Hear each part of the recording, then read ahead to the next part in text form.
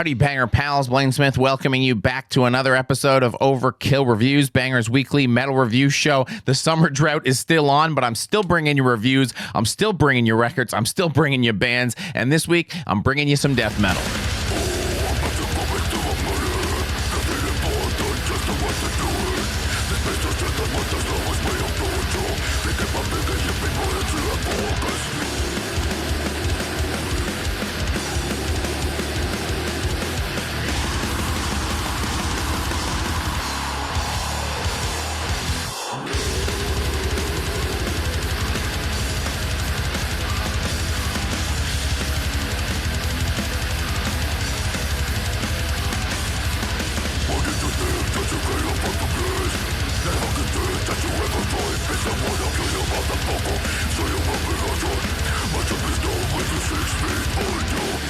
That was CRYPTIC HATRED. Their new record's called Internal Torment. It came out last Friday, July 5th on Time to Kill Records.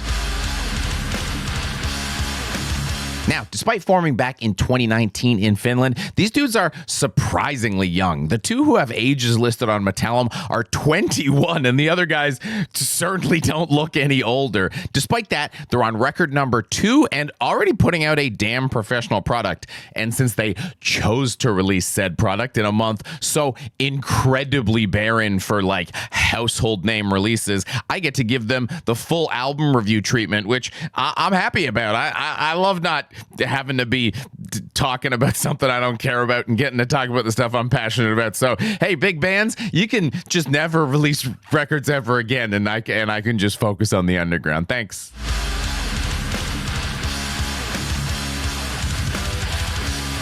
First off, this record's just super interesting from like a sociological perspective because these guys were 14 when Blood Incantation released Starspawn, so there's probably no way they had a pure experience of just hearing old school death metal and going, hey, why don't people play this stuff like this anymore? By the time they started a band, death metal had been created, digested into melodic and modern death metal, morphed into deathcore, black, and then had a wave of people be like, hey, let's go back to the way things used to be, but with our own twist. And like, then these guys are starting a band. So it's interesting to hear their take on old school death metal because they can be seen as part of like a full new generation or class of bands. And it is exciting to see what they value from different generations of death metal. The overwhelming sound is still a familiar one. And if you play this for someone outside of death metal, they would probably not pick up on a nuanced difference, but to those of us in the weeds, in the bog, this is like finding a new species of frog or something. No, it's not the same. But before we get to what's not the same, let's just listen to some great death metal.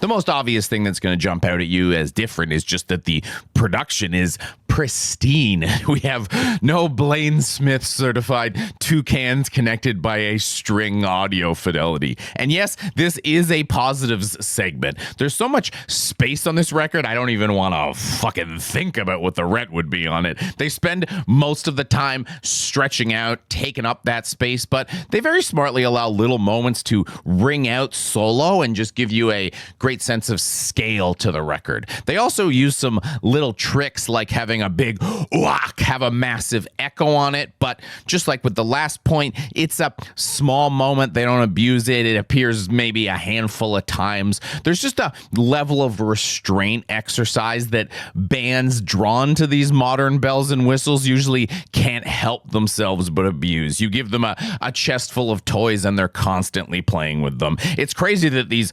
21-year-olds have more self-restraint than guys in their 40s, but here we are. Well, just give me one of those great ooh-ahs, baby.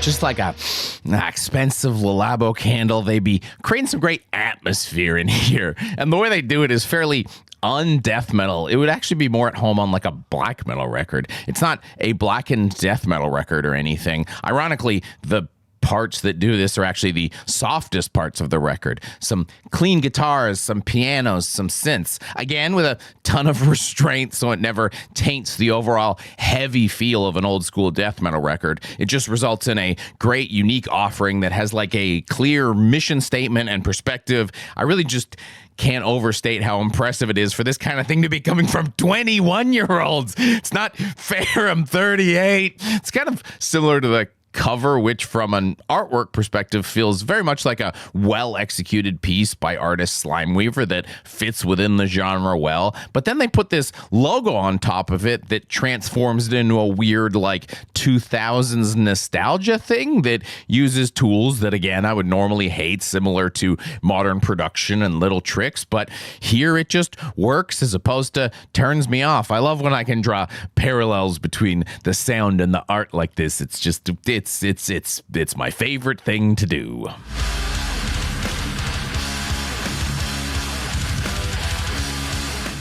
Boy, howdy, do they know how to land a plane, too. The aforementioned atmosphere mostly comes to close out tracks, but each time is fairly different from the others on the record, making them nice little surprises every time, especially because, once again, restraint. They only do it for about half the tracks, with the others closing in a more big crescendo-y way, which, again, solid way to close out a song. They do one or two tracks in each style before bouncing back and forth, so it's always fresh and exciting to see how they're going to close. I like that they resisted the urge to start with one style and then like fade to the other as the record goes on. That's actually how I would have instinctively thought it would be better, but this way ensures there's a great wave of energy through the whole record, and especially on your first few listens, it's really nice to anticipate how a song is going to close. Of course, the best close is reserved for the final track, so let's give that a listen, and then I'll land this plane. Probably a little less smoothly than they be landing their planes, but still, I'll bring it to a touchdown. Buckle up.